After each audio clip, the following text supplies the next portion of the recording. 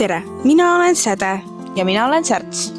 Me ei tea kunagi, kuhu vestlus meid viib, aga kindlasti läheb kuumaks, segaseks ja naljakaks. Kuidas see podcast sündis? See podcast sündis pikkadest vestlustest, mis algasid ühest teemast ja lõppesid täiesti kuskil mujal.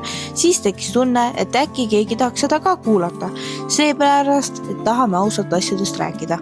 Mis teemasid käsitleme? Me räägime asjadest, millest inimesed tavaliselt vaikivad. Tunnetest, piinliketest, hetkedest ja mõtetest, mis tihti peas keelevad, aga häält ei saa. Mõnikord naerame, mõnikord punastame ja see on täiesti okei. Mida kuulaja võib oodata. Kui sa otsid täiuslikult lihvitud saadet, siis see ei ole see. Aga kui sa tahad tunnet, et keegi mõtleb samamoodi nagu sina, siis võib-olla oled sa õiges kohas. See oligi tänane episood meie podcast 2 segast. Täna rääkisid teiega Säde ja Särts ning selles episoodis rääkisime sellest, mis sünnib meie podcastis ja kuidas üldse sündis mõte seda podcasti teha. Kui sulle meeldis meie jutt, siis kuula meid kindlasti ka järgmistest episoodist, mis tuleb igal neljapäeval.